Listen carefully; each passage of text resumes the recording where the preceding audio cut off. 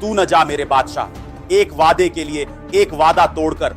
दिल्ली में हलचल है, भाजपा संगठन में बड़े बदलाव की चर्चा है, केंद्र में मंत्रिमंडल फेरबदल की अटकलें हैं और मध्य प्रदेश में सवाल उठ रहा है, क्या किसी और बादशाह की बारी आने वाली है? नमस्कार, मैं हूं आशुतोष शर्मा। आप देख रहे हैं राजधानी तक।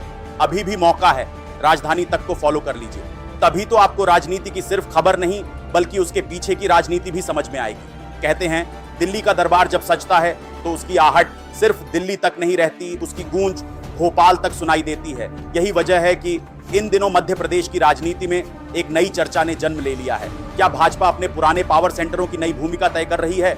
एक समय मध्य प्रदेश भाजपा में कुछ ऐसे चेहरे थे जिनके नाम से ही राजनीति की दिशा तय होने की चर्चा होती थी, लेकिन राजनीति का पहिया कभी एक जगह नहीं रुकता। कैलाश विजयवर्गीय कभी भाजपा के राष्ट्रीय महासचिव के रूप में संगठन के सबसे प्रभावशाली नेताओं में गिने जाते थे। आज वे मध्य प्रदेश सरकार में मंत्री हैं। प्रहलाद सिंह पटेल कभी केंद्र सरकार में कैबिनेट मंत्री रहे, आज वे मध्य प्रदेश सरकार का हिस्सा हैं। नरोत्तम मिश्रा लंबे समय तक मध्य प्रदेश भाजपा की सबसे प्रभावशाली आवाजों में रहे, लेकिन दतिया उपचुनाव में उन्हें टिकट नहीं मिला और यह फैसला अपने आप में बड़ी राजनीतिक चर्चा बन गया।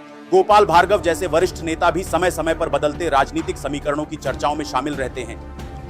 हम किसी एक नेता की बात नहीं कर रहे, हम उस राजनीतिक पैटर्न की बात कर रहे हैं जो धीरे धीरे सामने आता दिखाई दे रहा है।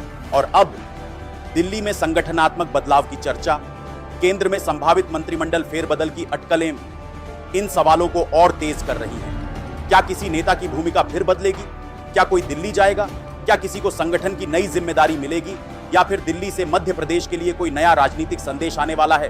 ध्यान रखिए, यह अभी राजनीतिक चर्चाएं हैं, कोई आधिकारिक घोषणा नहीं हुई है, लेकिन राजनीति में संकेत अक्सर फैसलों से पहले दिखाई देते हैं। अब सवाल आपसे, क्या आपको लगता है कि मध्य प्रदेश भाजपा में पुराने पावर सेंटरों की भूमिका बदल रही है या यह सिर्फ राजनीतिक चर्चाएं हैं? अपनी राय कमेंट में जरूर बताइए। मैं हूं आशुतोष शर्मा। याद रखिए, राजनीति में जो दिखता है वह पूरी कहानी नहीं होता। पूरी कहानी लेकर फिर मिलेंगे राजनीति के पीछे की राजनीति के साथ। तब तक देखते रहिए राजधानी तक।